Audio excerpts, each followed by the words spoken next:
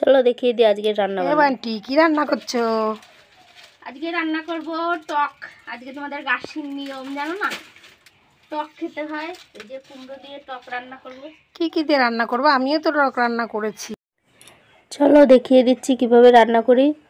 এই যে প্রথমে সর্ষে ফোড়ন দিলাম, এইবারে এই সর্ষে ফোড়ন দিয়ে এই যে কুমড়ো কেটে রেখেছি কুমড়োটা দিয়ে দেবো। কুমড়োটা 2-4 মিনিট ভেজে নেব। তারপরে টমেটো আছে, টমেটোটাও দিয়ে দেবো।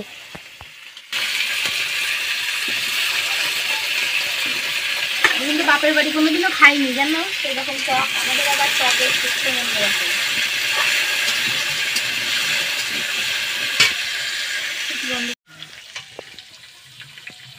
দিয়ে দিলাম লবণ।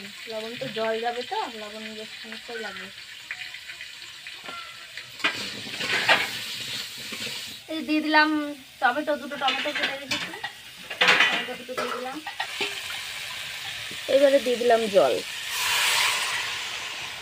ঠান্ডা জলই দিয়ে দিলাম, টকের ঝোল হবে তো। আর দেবো জল, একটু দিয়ে দিই, ফুটবে তো, ফুটে আবার একটু কমবে। এই কচুটা ভাজা হবে, এটা দিয়ে শাক হবে, আর পুঁই শাক, এই সবজি, আলু, এগুলো দিয়ে একটা তরকারি হবে, ঘাট তরকারি। এগুলো আজকে রান্না হবে, কালকেও খাওয়া হবে। মানে আজকে আশ্বিন মাসের শেষ, গাছির দিন। গাছিতে আশ্বিনে রান্না করে কার্তিকে খায়, তো এই আজকে তোমাদের নিয়মে 14 শাক খাওয়া নেই? হ্যাঁ 14 শাক আছে। 14 শাকের চতুর্দশী তো ভূত চতুর্দশী কালকে। আমার বাপের বাড়িতে আছে, কিন্তু এখানে তো নেই। এখানে কেউ 14 শাক খায় না, দেখি না খেতে কাউকে।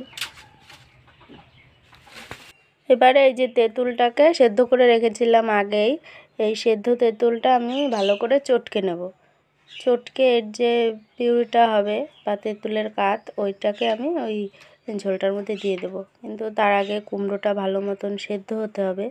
একটুখানি জল দিয়ে আমি এটাকে চিপে রসটা বের করে নিচ্ছি।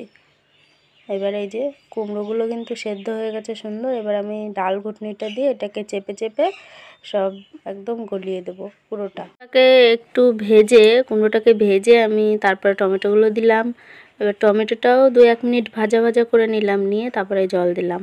এবারে সেদ্ধ হয়ে গেছে এগুলো, যেহেতু আগের থেকে একটু ভেজে নিয়েছিলাম, বেশিক্ষণ লাগেনি। এবারে এই যে এই তেঁতুলের এই গোলাটা একটু ছাঁকনি দিয়ে ছেঁকে আমি দিয়ে দেবো, যাতে খোসা টোসা না থাকে, ওগুলো খাওয়ার সময় মুখে পড়লে খারাপ লাগে।